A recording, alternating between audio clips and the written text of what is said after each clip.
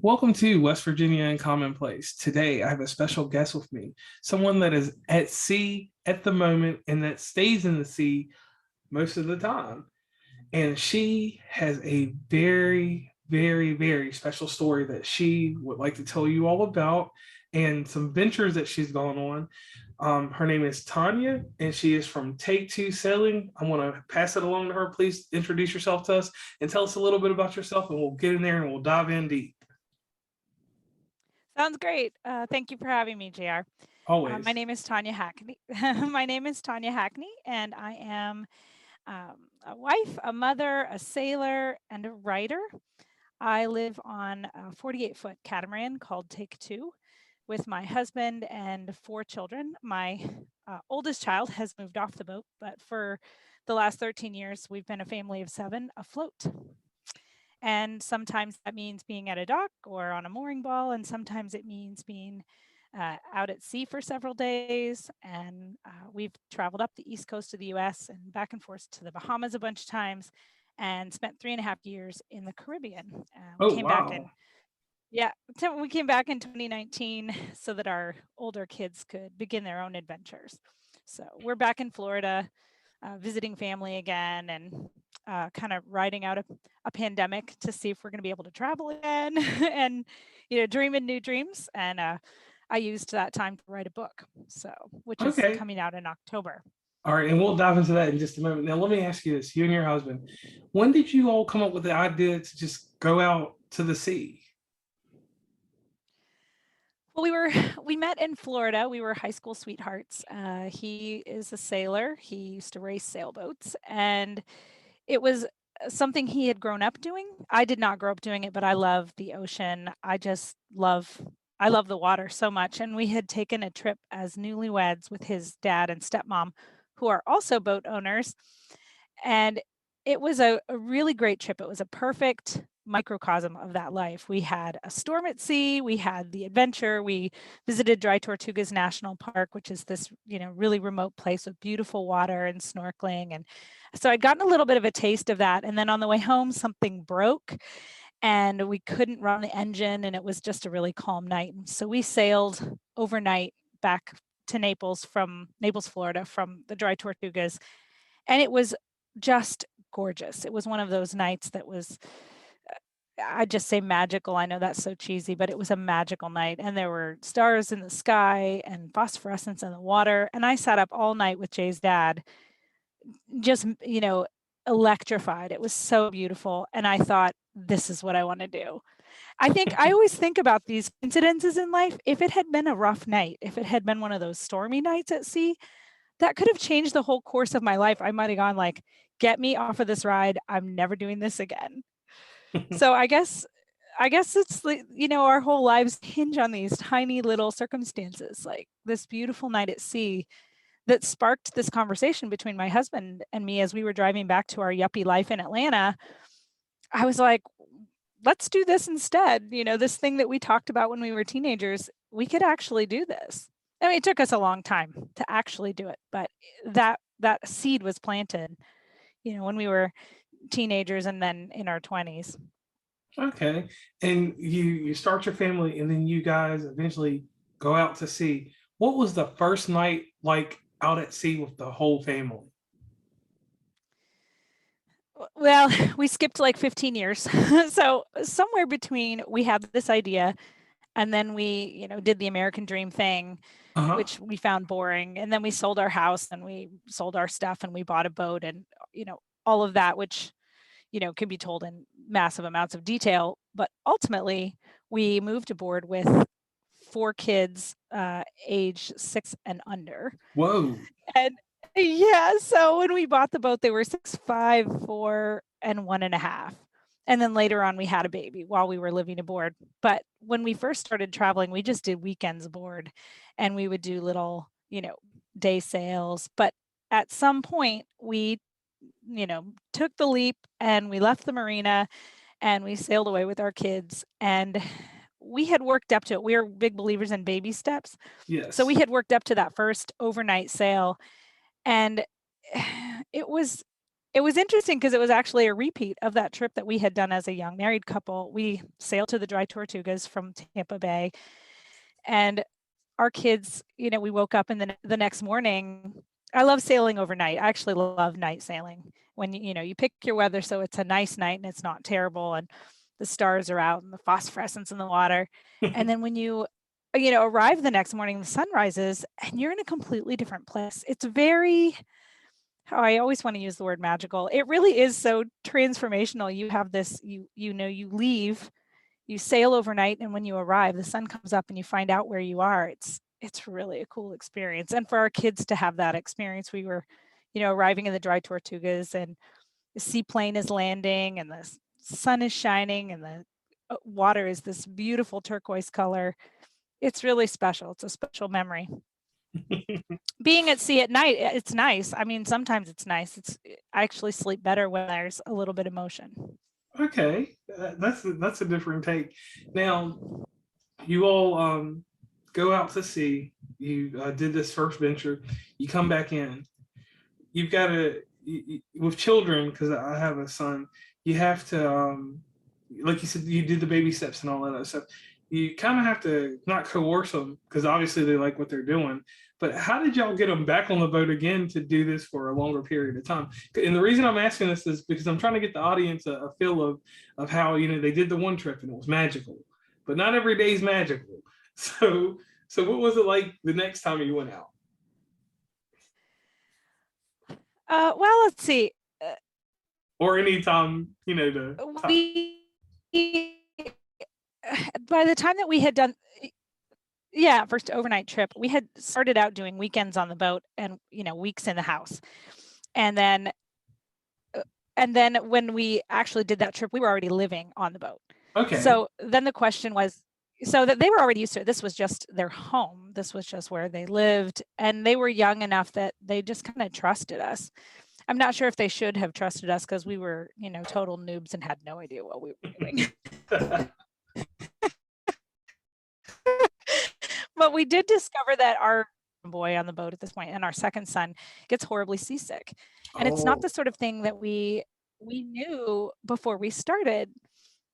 So now you're going to think that I'm a cruel parent because we've now lived aboard for over 12 years with this poor kid. He just turned 19 and he's lived his whole life on a boat and he gets seasick. But we just learned to medicate. Before we even go out to sea, he takes medication. He's kind of useless as a crew member because he's usually, trying to find the most comfortable spot on the boat. So we became very careful planners. We have never crossed an ocean. I think that probably would be considered cruel parenting. But we have done lots and lots of travels and we just pick our weather very, very carefully. So the next time we wanted to travel, we traveled to the Bahamas and that was another, overnight or two, just picking the weather carefully. And since most of our life is being anchored in a beautiful place, exploring, not days at sea, I think it was acceptable. I mean, Okay. I hope he would look back on it, and I know he'll probably remember, some of the misery, but I hope that he'll remember the adventures because you sometimes have to put up with a little bit of misery to get those adventures. And if you have 7 people on a boat, obviously you have 7 different people's opinions about when to travel, how much to travel, how long the passage is, which countries you want to visit, which islands you loved or which islands you hated. And we give everybody a say, but we don't give everybody a vote. So my husband and I kind of, we talk about where we want to go and what we want to do and, what weather we're going to pick and how long we're going to be gone. That Caribbean trip, we had a teenage daughter that, well, she was almost a teenager, that she was kind of like, I don't really want to leave. I don't really want to go on this trip. But if you ask her now, she's glad that we did it. She's also glad we came back to the US so she could be with her friends. But we made these awesome memories that, you can't trade anything for that. And another question about the aesthetics of what goes on inside the boat when you're traveling. As children, you have to make time for each child individually. Did y'all have to pick if you did it below the deck or above the deck with each child, like how you gave each child a little bit of intimacy? How did that work out? Okay, so I've tried to calculate the square footage of the place that we live in. mostly the cabins are for sleeping in. Our main living area is like a 15 by 15-foot room. So you're thinking like one room cabin, one room schoolhouse, one room, it's an office, it's a vehicle, it's a home, it's a schoolroom, it's everything in this tiny little space. And you got 7 people and their giant personalities. So obviously there's, lots of conflict resolution going on. We're very close. Sometimes that's proximity and sometimes that's emotionally close. And sometimes you're just, taking off in the dinghy so you can get a little bit of time, like you said, one-on-one. Privacy is hard to come by. You can kind of retreat to your separate corners, but I think to get the one-on-one time, that's a big family question. And that's true for all big families, whether they live in a small space or not. We would do Saturday night special.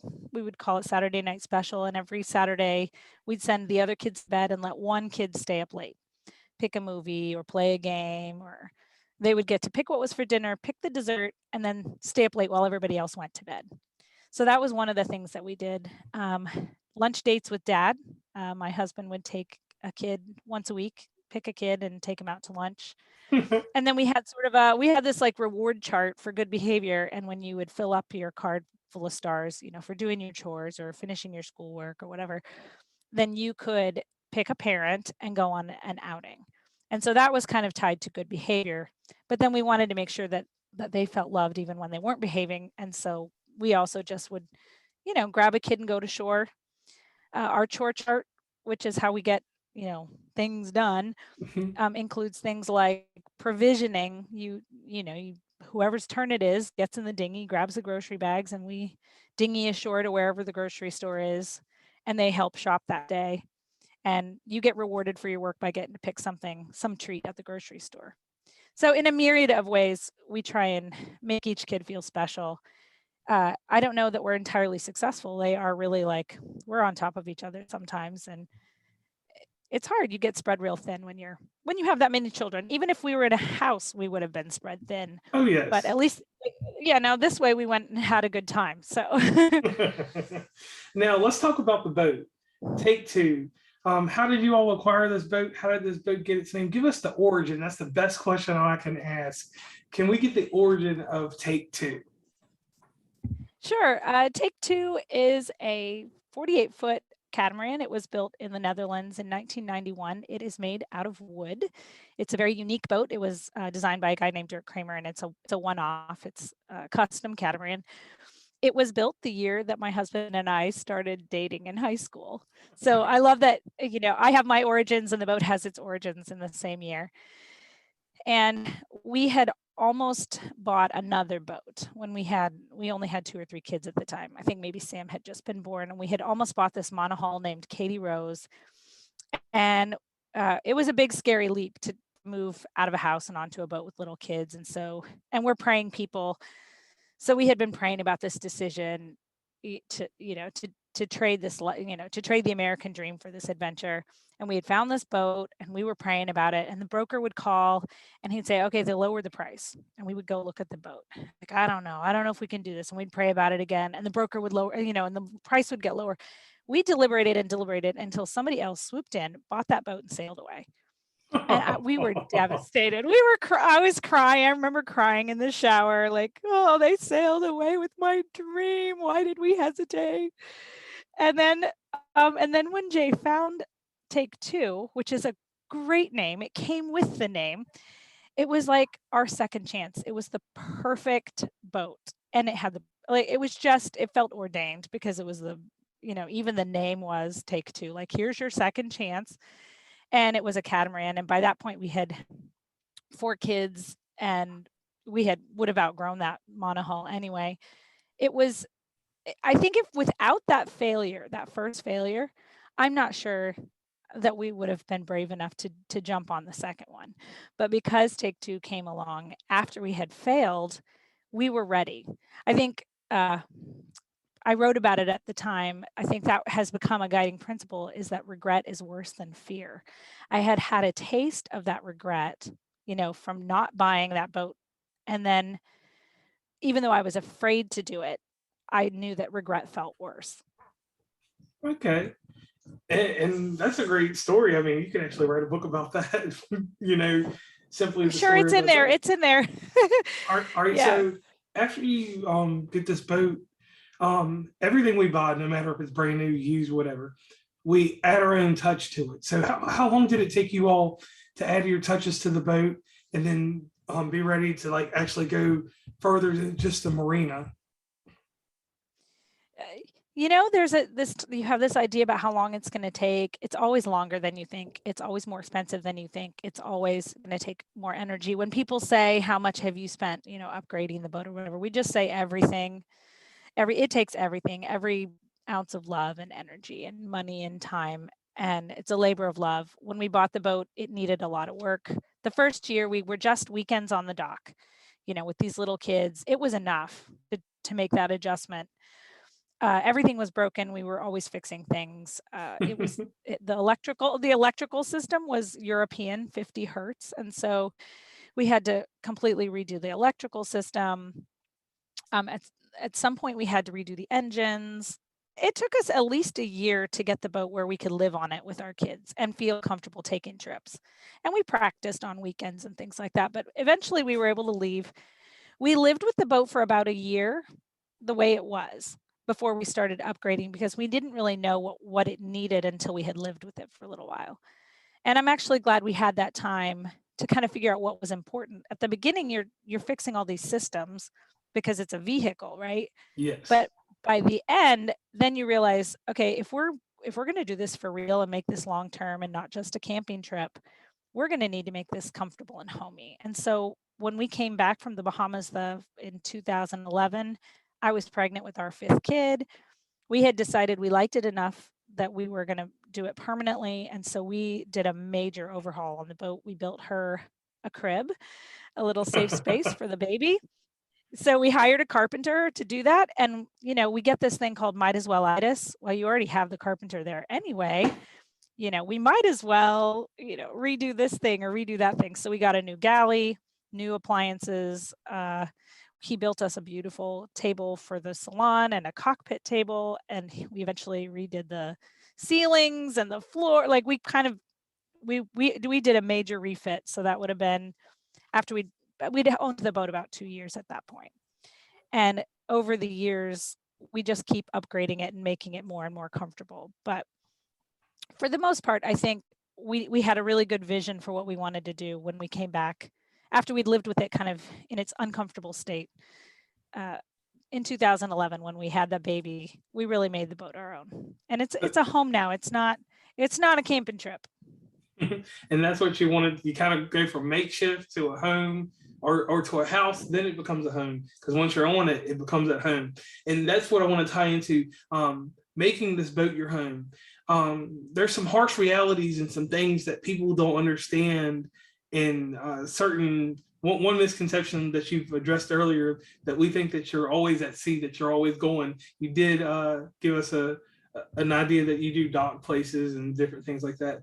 What are some of the harsh realities that happen at sea that don't happen on land? Okay, so if you have a house and you don't fix something right away, you can let things slide maybe. On a boat, there are things that if you don't fix them or maintain them, your house will sink. It will sink. It will be a disaster. It's life and death. All of those decisions that you make are life and death. Whether you remembered to, you know, tie the dinghy up tight. If you don't, it's kind of like, I guess it would be like leaving the keys in your car and someone drives off with your car out of the driveway. Like if you don't tie your dinghy up tight, it could drift away in the night and you lose your family vehicle, your way that you can get ashore.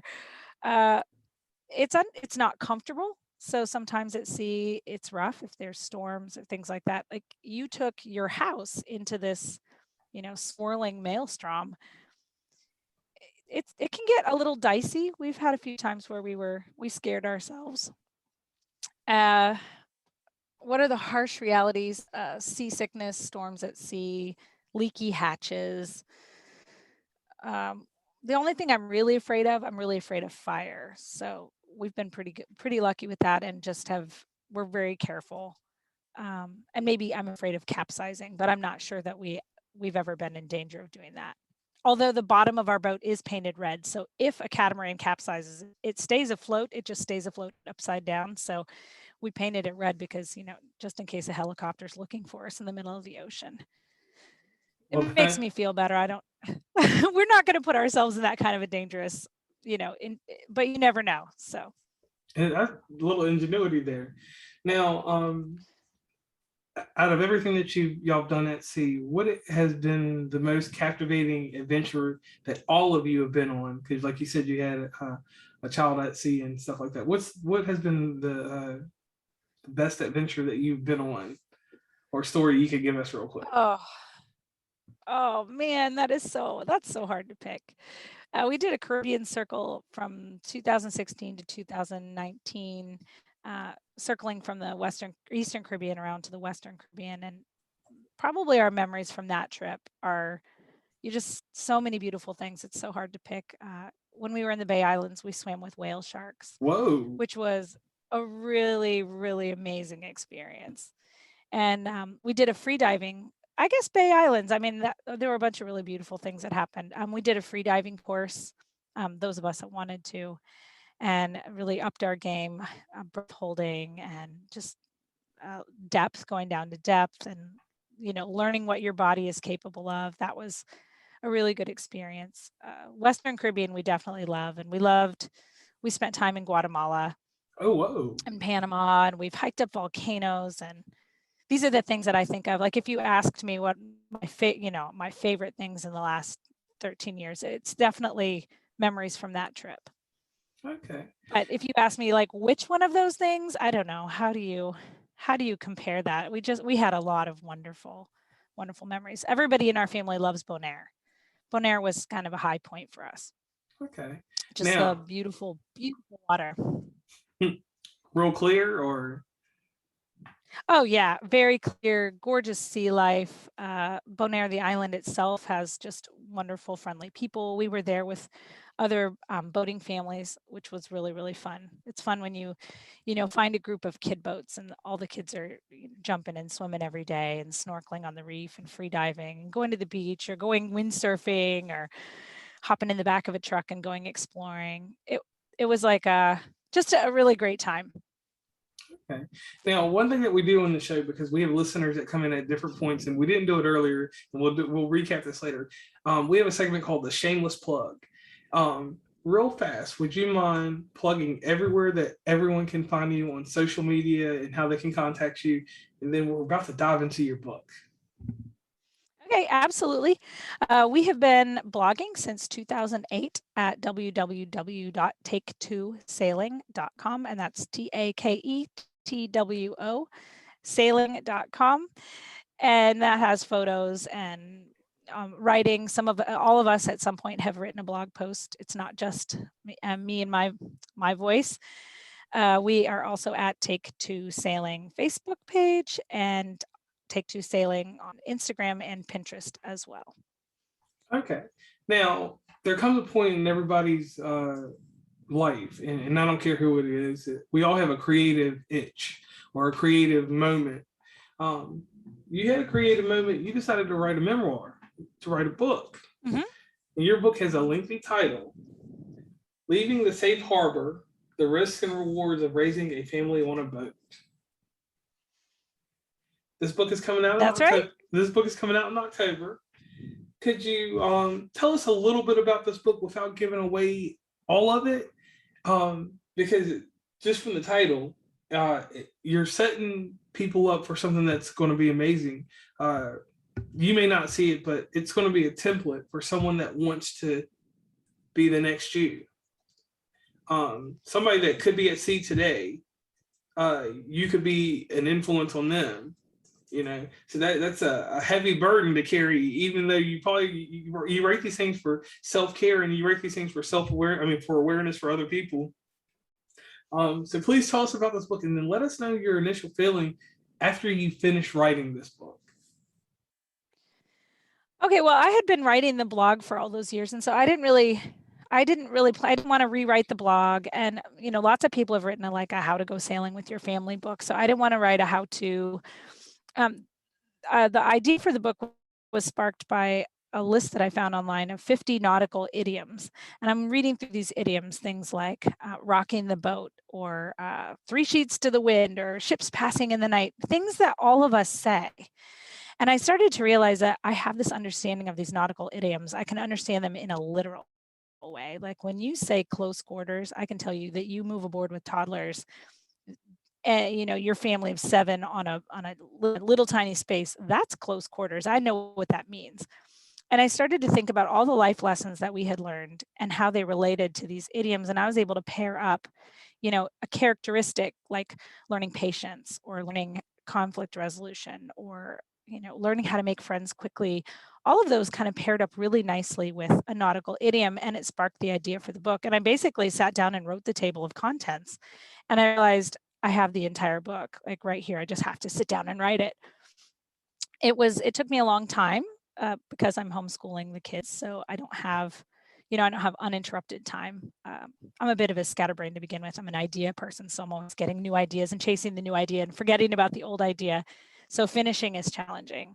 I guess I would say I'm grateful for the pandemic because it gave me time to sit and just contemplate and finish something.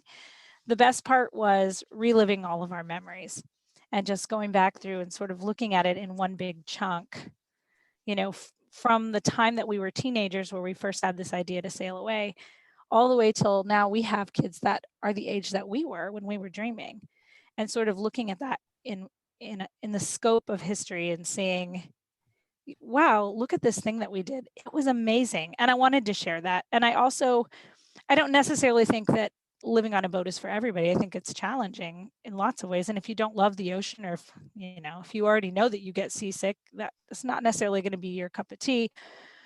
But I think the story has a broad appeal because everybody has a dream. Everybody has some goal that they had as a kid. Maybe they shelved it for a while, or maybe you're waiting for retirement or something. But we need to give those dreams legitimacy, and we need to make sure that we don't die with regret. So if you are thinking about doing something that might be a little bit risky, if you're, like you said, the me of tomorrow, somebody might be sitting there afraid to give up their American dream for an adventure. They might read the story and be like, oh, well, these people did it. Maybe we could do it too. Whether that looks like starting a business or homeschooling your kids or world schooling or buying an RV, whatever that dream is to do something different. I feel like that our story would certainly be, encourage someone to look at the risks and the rewards and take a leap of faith. Okay. Now, inside this book, what is your favorite chapter inside this book? I don't know. What is my favorite chapter? I'll give you a second. I'll put a little filler in here. I like to do this on these Yeah. episodes. And the reason I'm asking this is because everyone that writes a book, Yeah. no matter what you do inside these books, there's a self-care part for yourself, because there's somewhere in that writing that there was self-care for yourself.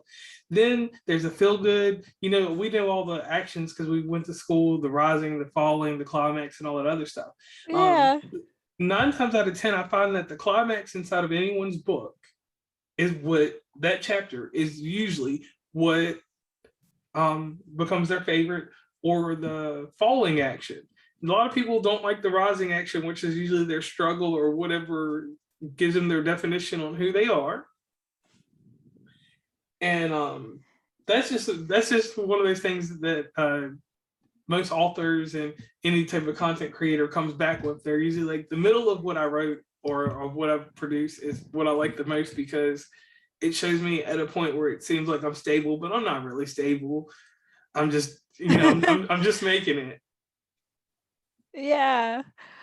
That's really hard. Okay, so the book, I think because I wrote it originally, it was thematically organized, and then when I did the rewrite in order to make it a narrative, everything got shuffled and reorganized, and so it's really hard for me to say like what is my favorite part. My favorite part of the book is probably, like I said, that those years between 2016 and 2019 when we were traveling in the Caribbean. That was when we were doing the thing that we had always dreamed about, and so that spans several chapters. I guess the climax of the story would be like when we made it to Guatemala, we had actually turned around. We were headed home, and it was hurricane season, and we decided that instead of going back to Florida, we would duck into the Rio Dulce in Guatemala. It wasn't necessarily the easiest part of our trip, but I feel like that was a really neat a juncture where everything came together. All those years of traveling, we had all of this knowledge, we had these experiences, we had made these wonderful friends. We were going on adventures, land adventures and sea adventures, but we were also in a place where we wanted to give back. So um, I had connected with an old friend who had an orphanage in Guatemala, and we were doing some volunteering. Our boys were digging a boat slip in the mud with their bare hands, like shovels. And Yeah. I was playing music with little kids in this orphanage, and we were having these really cool cultural experiences. We had always hoped that our kids would get a second language, and so we were all practicing our Spanish. I love that chapter in our lives, however many chapters it spans in the book. I love that chapter in our lives because it was what we had imagined when we first bought the boat. Like, we imagined sailing somewhere very different from where we came from. We had imagined, having these fun adventures like climbing volcanoes. We sent our boys up Acatenango volcano, which is right next to Fuego, rumbling in the night and fire spewing. And they got to see that experience. They had to have that experience. The two teenage boys went up that mountain by themselves. Oh. Like, that's what we wanted, go on an adventure, have that confidence. The boys were also riding, little buses to get to the orphanage to go do their work, without their parents, like hop on a bus, communicate in another language, go do something that's doing good for another person. Like that is what we dreamed.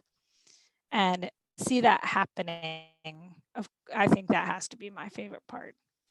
Okay.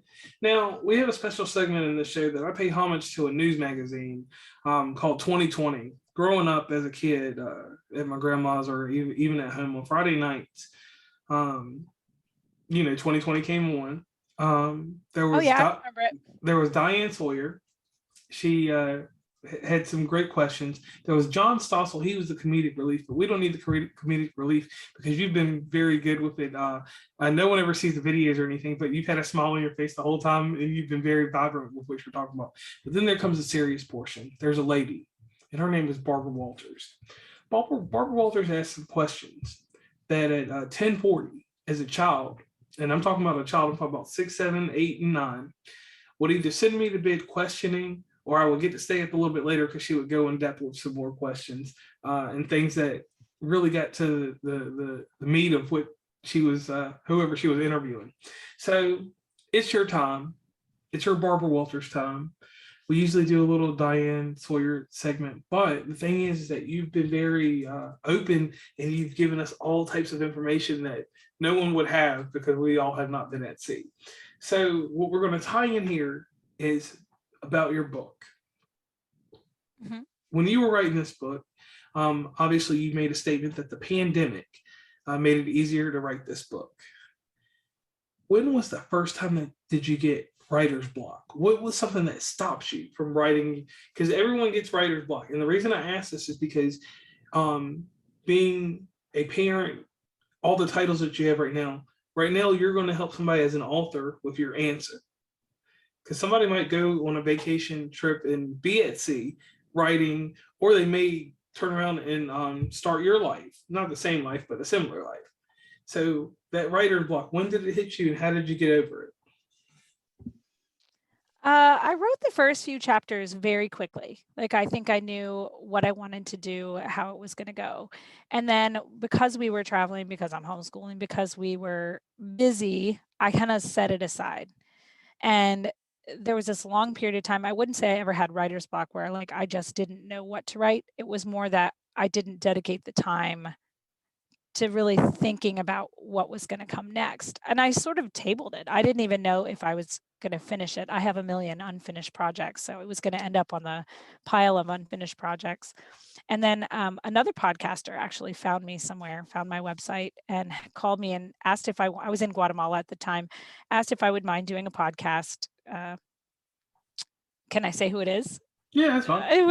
Okay, it was a herd of turtles, kind of about cautious adventurers, and that conversation sparked my interest in really finishing the book. And so I went back and looked at what I had written, and this is how I know whether I'm going to finish something or not. I'll go back and see if what I wrote, if I still like it, if it piques my interest, if it tells me, like, if it calls to me and says, come finish me, then I'll know. And that, and it did. And I read the first 5 chapters again, and I was like, I need to finish this. But I needed some accountability. So when we came back to the US in 2019, I found a writing buddy, and the two of us, she had a project she was working on, I had a project I was working on, and we committed to a certain number of words, every week. And we would have these weekly meetings where we would talk about what we had written, and we were reading each other's work. And I had that accountability and a deadline, and I set a deadline, and I've actually finished something. And it gives me a lot of hope, because I now have all of these unfinished, like I said, this pile of unfinished work. I I will go back and I'll read it. If I still like it, I can finish those things too. I now have, work in the pipeline, in a sense. It's just a matter of really committing to it and setting a deadline and being accountable to someone, to keep promises that you make to yourself. Okay. Now, here goes one of these deep questions, and this is one of these questions that kind of it goes into who you are, because that's the type of thing that we want to have out here. We want to do more than just a portrayal with this question. You have a lot of titles, you have a lot of responsibility to a lot of people on a boat, but how do you take care of your mental health? What are exercises? What are things that you do? Because you, like I said, you have a roundabout life. You've got to be so many different titles that when you're on land, there's other people to address certain things. How do you handle all that stress and everything? How do you take care of your mental health? That is a great question. People will often ask you, how do you homeschool your kids on a boat? How can you not go crazy? You definitely do go crazy. You definitely do not feel sane at all times. Sanity seated. I am a person. I don't. I think part of that is you don't live that closely to nature and not feel a sense of awe and gratitude to the creator. Part of it is, if you're in a storm at sea, there have definitely times that I was praying hard, like, just help us get through this, help us to think clearly.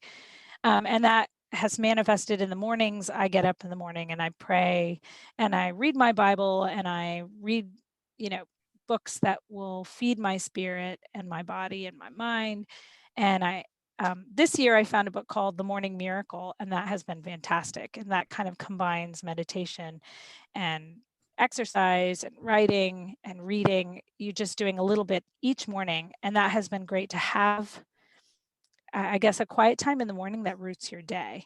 And that's always been a practice that I had, was to have some time set aside, usually before the kids got up. If I was able to beat them to it, it's great. Otherwise, I go off kayaking by myself, or I read a book one year called 20-Minute Vacations. And you basically set a timer and you go, she had 101 suggestions for how you could take a 20-minute vacation. And so that was one of the things that I implemented. And my husband and I have a date night once a week, which we've been doing since we had a kid old enough, and responsible enough that they could stay on the boat with the other kids.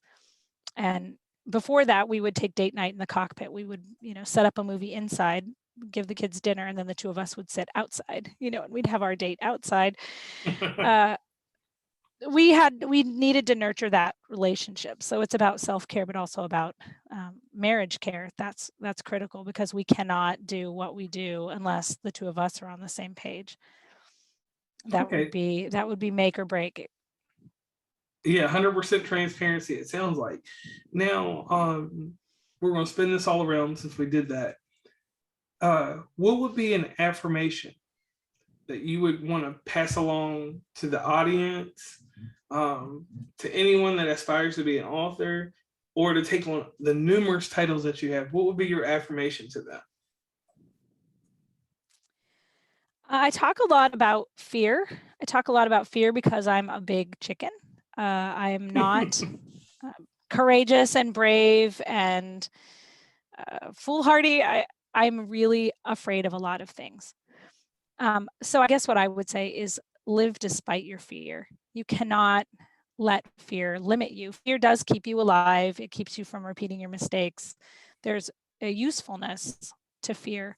But if you let it make the decisions for you, you'll never go anywhere. You'll never do anything. You'll have these dreams that are unfulfilled. And, to me, the worst case scenario is it's time for you to meet your maker and you have all this regret about this life that you wish that you had lived. You wish that you had done these things. And so I'm driven very much by living despite fear, and by that I do not want regret, I guess is what I'm saying.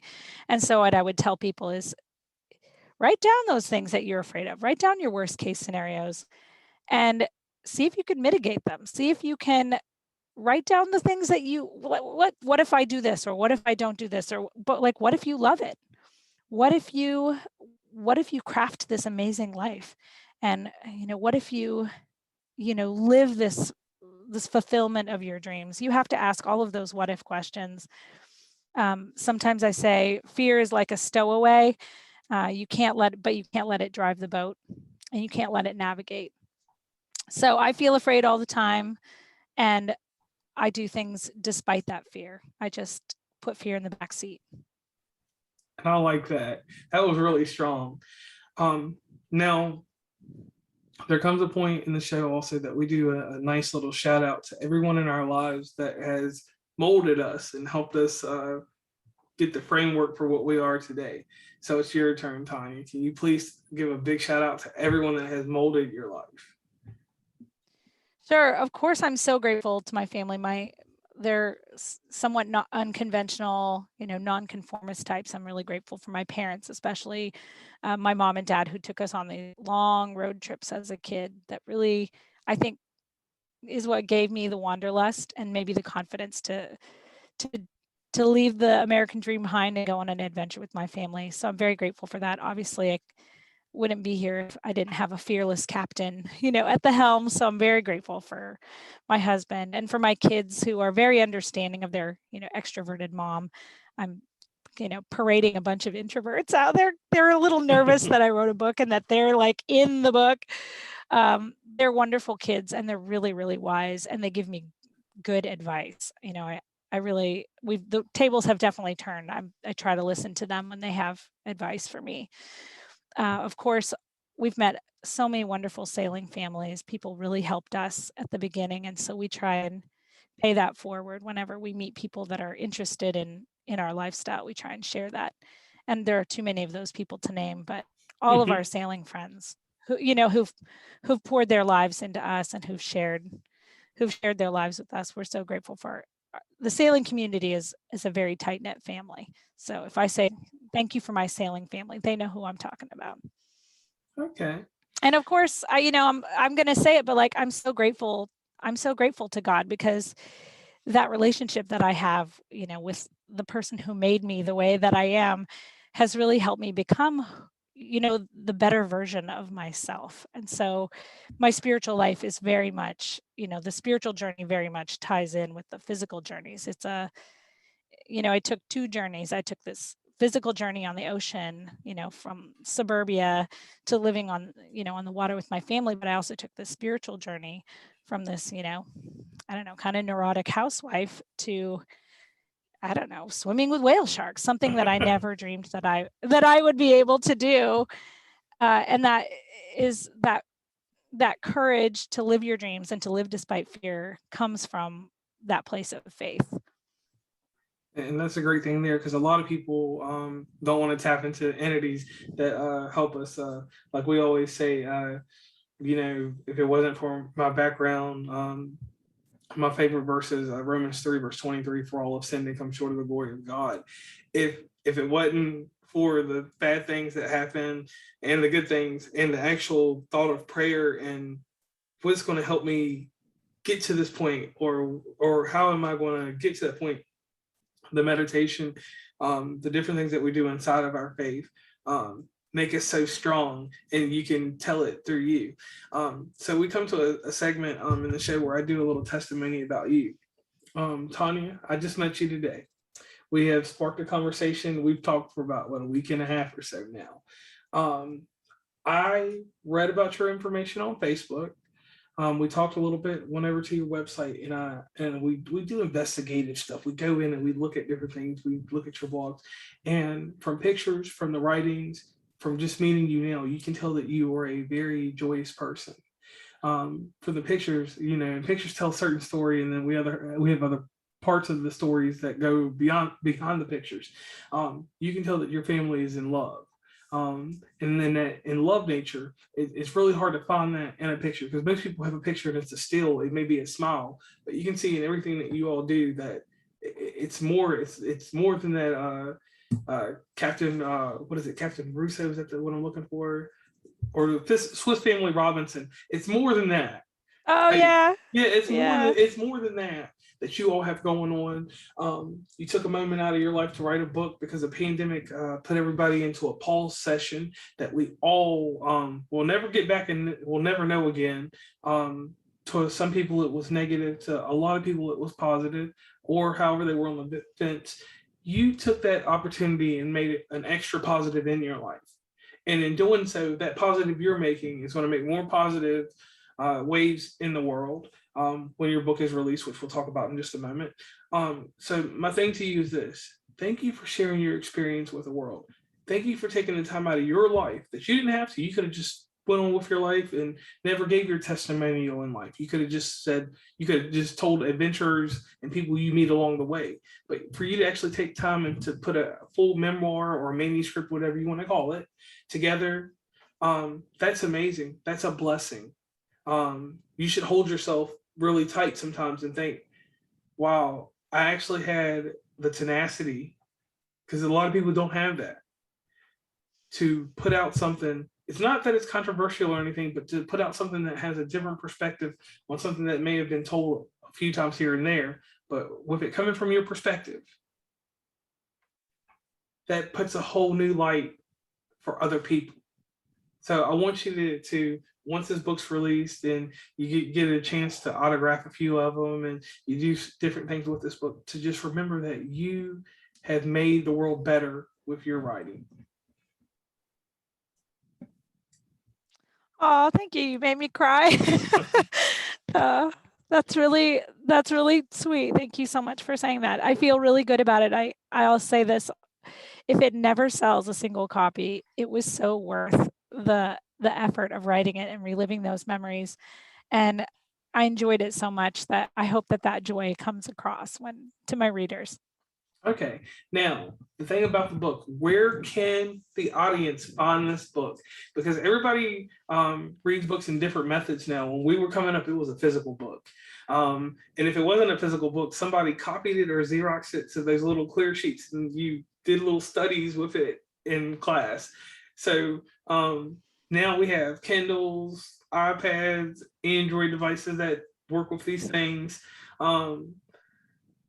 Where can we find your book and when is the release date? So the book is on pre-order at Amazon, and you can just find it by looking for the title, and you can order that, and then it will be released in both digital and paperback on October 31st. Obviously, I'm asking, write a review, give it the momentum that it needs to take off. So currently what you can pre-order is just the digital version. We've been toying with the idea of recording an audiobook. That's another time, energy, and money investment. And so, that's kind of on the table. But right now it's paperback and digital. And, we're all waiting patiently for that moment. But October 31st is the release date. Okay. Now, one thing that kind of bothered me, and you said that you'd been on another podcast. Had you and your husband ever thought about, because you all are at sea, you're out at the ocean, you all, I'm not saying do this every week, and I'm not saying do it more than 3 times, maybe twice a month. Have you all ever thought about diving in and having your own podcast at sea? Oh, no, it's somebody has said I should do it. I don't know. I'm really a writer at heart, and I love to talk, but I think it's not my preferred medium. We know a lot of people who do YouTube videos. YouTube is very popular in the sailing world. Like a lot of people Okay. follow sailing families. I think just at heart, I'm a writer, and so I just keep plugging away. I hope that people still read because I'm planning on continuing to write. Okay. It's interesting. I don't mind. I love talking to people about it. I think if I were going to do a YouTube show or a podcast or something, it would probably be about food and not about sailing adventures. It would be like all the cool things that I make in my galley.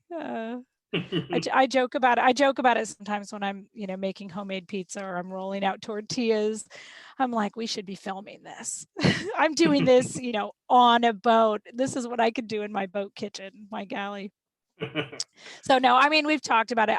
I'm most of my family are very, very introverted, and so they have big privacy issues, and I'm a sharer. I'll tell anybody anything about anything, and then they're like, "Oh, mom, I can't believe you said that," or my husband's like, "Did you put me in that book? Am I in there?" Like I was like, "Yeah, pretty much. You're the star of the show. I'm the dynamic character, and you're the hero." And so I think they're a little dismayed that I've launched in this very public way. So no, we probably will never do anything that public. Well, just always keep it as an idea. And once again, Tanya, I want to thank you for coming on West Virginia Uncommonplace, because the amazing thing that happens is that these amazing stories, they're out there. And unless people project them out there, like I found out about yours, like I said, it was through one of those Facebook groups that you just put it out there. And I know that you had a ton of people just asking questions. And I want to thank you for listening to our podcast and feeling that we would be a great home for you and your book. And later on down the road, I definitely would like to have you back for the simple fact of this. Your book releases on the 31st, maybe at the beginning of the new year, if you have time, to tell us about the adventure of once the book's been released. Because, right now you're in a certain space, but a few months from now, barring Christmas and everything else, you're going to be a totally different person. Oh, I hope not. I hope I don't become a totally different person. I'm like really hoping that I can just like release this out into the world and then go back in my little closet and start writing. So I've got like other projects that I'm working on, and as much as I want the book to be successful, like I'm also a little bit afraid of the success. Does that make sense? To a degree, but just remember this: you got this in a bag, and the whole thing is that the only thing that changes is that you become more of a public speaker. You're going to have more engagements, with the book. So that's the Yeah. only thing that really changes in the success. However you decide to measure it and quantify it or do whatever with it, that's how it goes. So once again, I want to thank you for coming on West Virginia Commonplace. You're always welcome back on here, and I guess that's it. Well, thank you so much for the opportunity to just talk about our life and to talk about fear and faith and those things that I hold dear. Thanks for that. Thanks for holding that space. Always. And once again, West Virginia Commonplace. I'm JR from West Virginia Commonplace signing off. And I'm signing off with Tanya from Take two, the sailboat currently in the Florida Keys. All right.